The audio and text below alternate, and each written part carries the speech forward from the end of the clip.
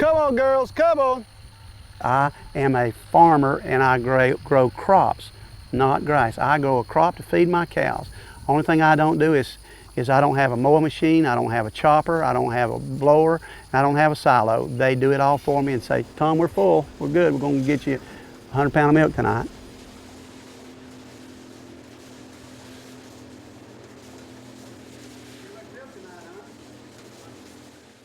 Bringing the people behind our food to life.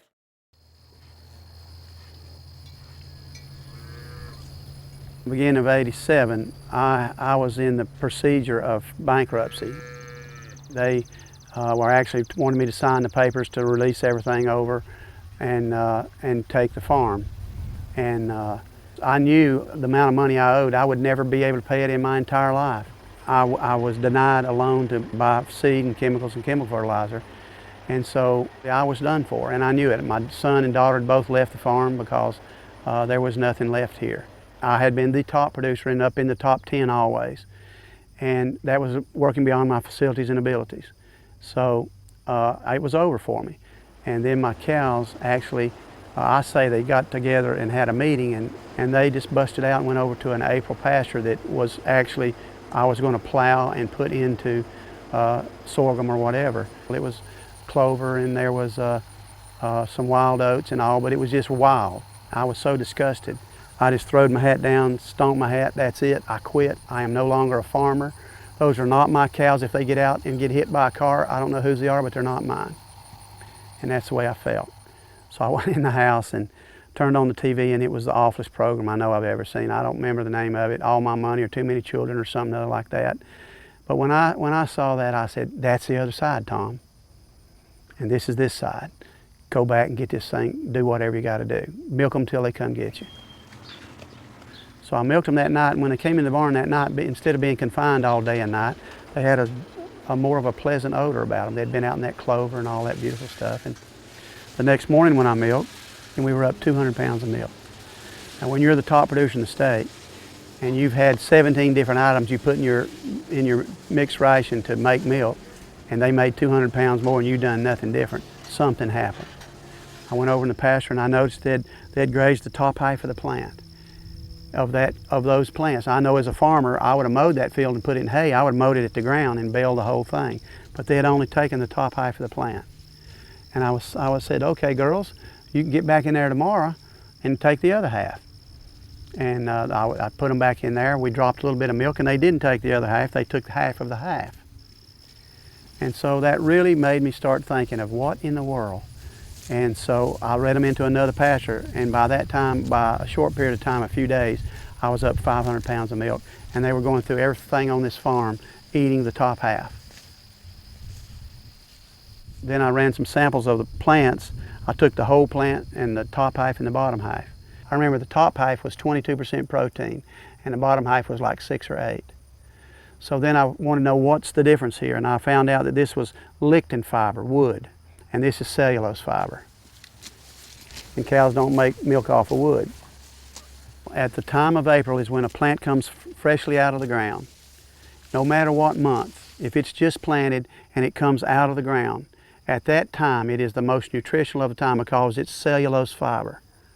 And as it grows, it turns into lichen fiber, but it also has a seed head of corn or millet or whatever you got. But then it becomes an energy source.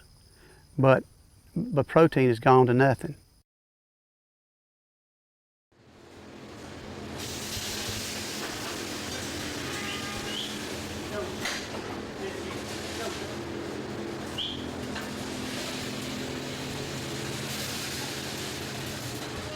So I knew if I could come up with 12 Aprils, these cows would perform in so much better way. But even to my most imagination that I ever dreamed it would be as good as it really has come for me.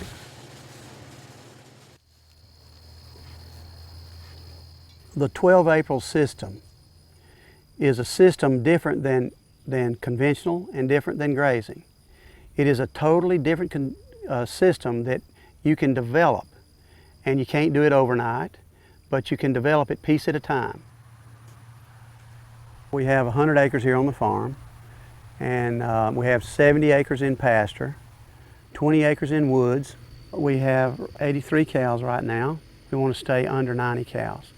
That's what fits the land. But what the system is that we have 29 paddocks here.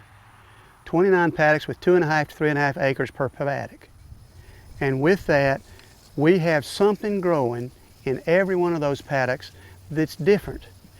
And we have dividers that we can divide this into where the cows will graze one of these paddocks each day. And it'll look like it's been mowed with a lawnmower. But the thing of it is, it can be designed any way you want it. You just got to have crops that you grow that the cows can get to. What we'll do with an old crop, we'll come in here and mow it 4 inches above the ground with a bush hog. Leave the stuff lay.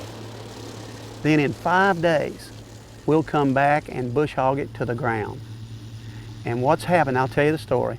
I had to go to town for my farm service, fill out my farm service agency books, papers, and I had to go. And Doug was here, and I said, Doug, go bush hog field number 4. Tom, Doug, just go I need 4 done, and I took off. I come back, and we planted that field, and when that crop came up, plant 4 came up beautiful. Plant crop 3, which was planted the next day, wasn't near what that crop was, and it was all spindly and such. And I said, God, what do we do to 4? He said, that's the one I bush hogged twice. I said, what do you mean? He said, I'd already bush hogged it when you told me to do it. So I said, how many days was that? And we got back, it was 5 days. So we've been doing it ever since. So what we find is happening, here again, this is Farmer Tom at University of Farmer Tom. We bush hog it and cut it down and plant our no-till crop in there, and it has to struggle to come with this 4-inch plant up above it. But what happens when we bush hog it 4 inches and then go back in and hit it to the ground, what I think that plant says, that's it. I've called for all my resources, and now here I've hit again. I'm dormant. And it actually goes dormant. And that gives my new crop a time to get out of here before it's covered by the other crop and where it won't get the sun and all. And that spindly crop wasn't getting the sun. But then after it got out of the crop, out of the old crop, it done fine. But we lost a bit of nutrients and all by not doing that 5-day double bush hog. We only use it when we've planted, when we've mowed, or plowed, or grazed. We only use manure in a field that needs it. We have a record of every field we put it in and how much. We manage the manure, and now it's saved me thousands and thousands of dollars. I haven't bought chemicals or chemical fertilizer now in over 21 years on this entire farm. This field was planted 3 days ago with a no-till planter, bush hogged 2 times to be able to make sure that it would come up. She'll probably be up tomorrow, maybe after that rain. But you can see the no-till marks with a no-till planter all out through there. And there you can see just coming out of the ground. So this field will look like that field in about 20 to 25 days. Every day they went out this one road, one lane. And by the time there were mud holes that deep, and they were like this, the cows will step here. Here's your mud holes. Every day after day. And then the area where they came in was so muddy it was up to the hocks. And we had a cow jumping out of that up on the cement ramp and broke her leg. So I quit. That's it for 12 Aprils. I'm not doing that again. That is not going to work. We'd dump truckloads of crusher run and it just like suck it up. So we were really in trouble with that. Well, then Sarah, I asked for a farmer's grant to research what type of things that would work on roads. And so we tried 4 or 5 different things. And then all of a sudden we heard about this geotextile cloth. We took a road grader and made a ditch like that. And then the cloth comes over there, tucks in here. Then we put 4 to 6 inches of crusher run on top of that. So this keeps the crusher run from traveling and holds the carpet in from cutting up. So now you got this nice road, and you just take the tractor a dump truck and put crusher run gravel 4 to 6 inches on top of it, pack it, and it's done. Here's some of the geotextile cloth that the crusher run is drained off of, but you can see still it does the job it has to.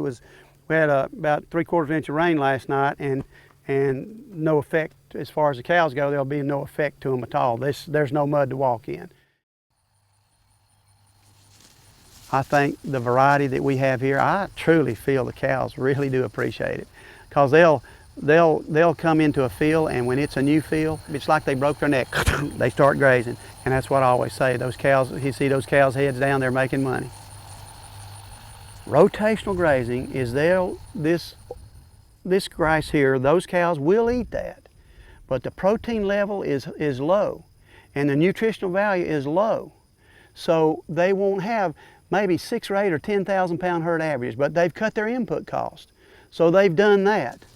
But I didn't cut my production. I'm 22,000 pound herd, but I graze a crop, not grass. I graze a crop. I don't graze fescue, I don't graze Bermuda, I don't graze any grass. Now, I do plant ryegrass with my crop, but I plant a crop. I plant it 4 or 5 times in the year, a different crop. And so my cows are grazing tremendous amount of forage, and the nutritional value is out the roof. For the fall and winter, I planted ryegrass, and Uchi clover, and wow, it was unbelievable.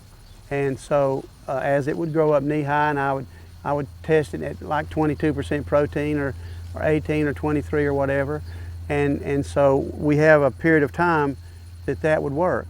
Then I found out there were other ryes. There was Florida Black, and there was Renzabruzzi and Athens. And you can find out that some of those have quicker periods of time. They'll come up quicker or last longer or take more coal. And so those are the things that you find out. And I don't know, in South Carolina I can tell you for sure, but in other states throughout the country, you need to know what performs better. And a lot of times the questions we ask, the answer is not what we were looking for. I just asked as a farmer, conventional farmer, what ryegrass is the best to grow here, and it was Renzabruzzi. But yet Florida Black would be 2-3 weeks prior to Renzabruzzi of being able to plant it, to where I would have 2 or 3 earlier grazing than the Renzabruzzi, and then the Athens. So I started working with all these, and in the winter, there's no doubt ryegrass and clover is the king. Then when my April comes, I may plant sorghums or Sudans or whatever, and they are my early spring. But in the summer, 7 months of the summer can be alfalfa, grazing alfalfa. And they say it doesn't work and you have to have the chemicals. I haven't used any chemicals in 21 years on this farm. But when the weevils come for the alfalfa, all I do is put 1,400 pound Holsteins on them and they're gone. And the cow's protein level was increased a little bit by the weevils maybe. I went to the millets because we have a lot of dry weather here. And I went with some, at the beginning I went just some common millets, but then I found out the Tifleaf 3, that a fine stem, a beautiful leaf, and high in protein. And it would even wait for rain. So my July, April, and all is millet. So I have 12 Aprils. I have something on this chart that will grow all year long. Something will grow any time of the year. But if you only have 2 Aprils, you got one better than you did. So from 2 Aprils on to 12 is a success. And as time goes by, you'll find there's many more things to plant than you'd ever dreamed of. By the way, all of my seeding is higher rates than is recommended. And I would probably go no less than 10% more than commonly is recommended for your grazing, because with this grazing, you need very good forage seed population. And the cows, I want them to eat plenty every step they take. So you don't do it scanty by any means. What I learned is to follow instead of lead. I had to follow my cows out to that pasture when they broke out. I had to follow them to see that they ate only the top half. I had to not say, here's a hay, I mowed this field to the ground and you're going to eat it. And I'm going to put this stuff in it to make you eat it. So I found out is what the cows really love and happy and come to me and do everything like that is when they got that top half of that plant. Farmer Tom, this is fantastic. You're welcome.